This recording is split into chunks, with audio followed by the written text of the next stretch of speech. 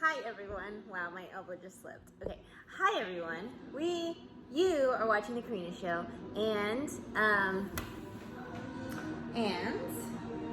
today we're going to talk about play dates and socializing our toddlers. So my son is the only child in the house. He is 2.5 years old, and it's a little bit more difficult than I anticipated to find him really good play dates. So this video is going to touch on that topic, and I'm going to share some of my tips, and I'm hoping you guys that are more seasoned moms might share some of your tips as well, and we could just all share tips. It's like a tip potluck where we share our parenting tips, okay?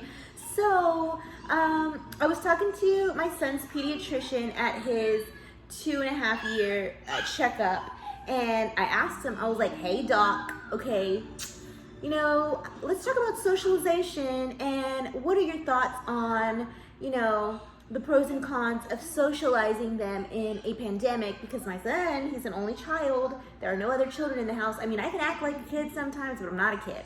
So what do I do? Should I try to socialize him with other kids at the park? Or, should I be worried about maybe other kids having some kind of germs that I don't see and him getting sick? And he said, Karina, let me tell you, your son is healthy and he's strong, and maybe if he had some kind of a weakened immune system, I would be telling you something different, but let me tell you, you gotta take him out there and just socialize him, and it will be so beneficial to him, and socializing him outweighs any kind of potential risk of him getting sick from other kids. I said, doc, okay, we understand you, we hear you, now we're fixing to get out there and socialize him. So that ended up being a little harder than I thought, because let me tell you, kids are not just falling from the sky ready to play, okay? It's like work trying to get play dates set. Probably be easier just to pop out another kid than find play dates on a regular basis, okay? It's just really difficult sometimes. So I'm gonna share some of my tips first. Tip number 1, if you're looking for play dates, I would recommend going to the library, visiting your local library, seeing if they have story time. That's where all the moms flock together on story time. So our library has an awesome story time. It's every Monday around 11 o'clock. This lady just busts out her guitar, and she starts singing, and she starts reading. So we went there today, and my son did not want anything to do with it. He was the only one that was just like, I want crackers, mommy, really loud randomly throughout the middle of the story. And then he just started saying he wants to go play with the trucks and the trains. So I was like, all right, we gotta get out of here. Oh, and then another thing is that the girl next to him had goldfish. You're not even supposed to be eating in the library, so the mom was like a rule breaker, so no, we can't be friends. But anyway, so he was distracted by her goldfish. So we just had to just get out of there.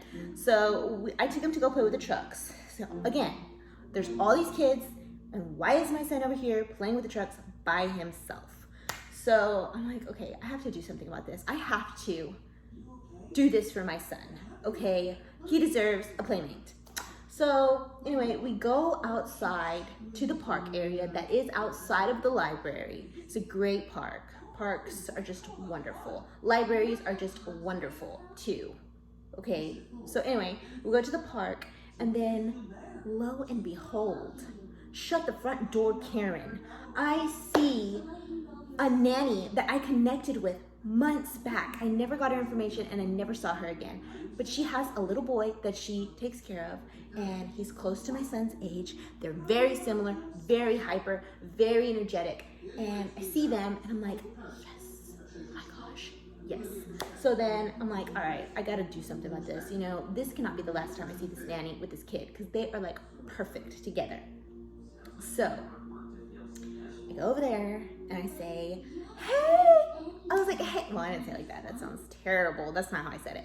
I said, hey, let's just say the little boy's name is Mark. Hey, Mark. And I said, hi, it's the nanny too. Very friendly, smiling, very nice, charming me. I'm like, okay, hi. And we go up to them, and then she was like, hi. She was like, can you remind me of his name? Because I just totally forgot. I was like, that's okay. I have a great memory, and I tend to remember lots of people's names, and you know, sometimes they don't remember mine. It's okay.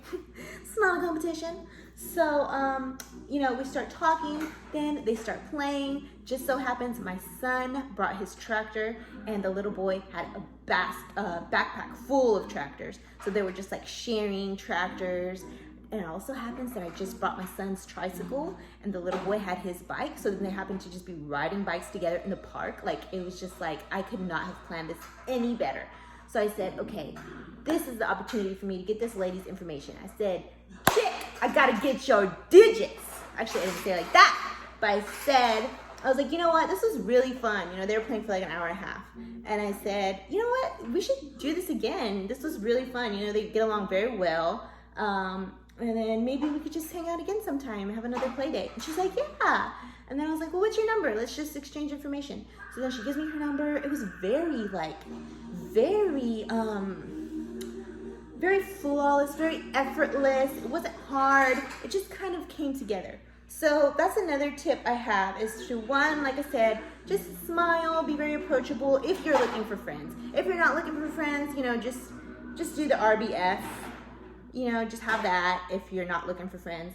But if you are looking for friends, just be approachable. It's tip number one. Tip number two, you know, just make eye contact. We do a little wave, like, okay, say this water bottle is the mom. I'm like, just like a smile, quick smile. Don't be creepy. Don't just like stare. That's weird. Let's see.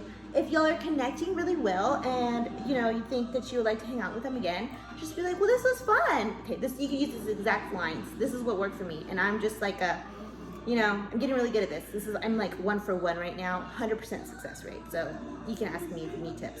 Basically, just be like, well, this was really fun. You know, we should hang out again sometime.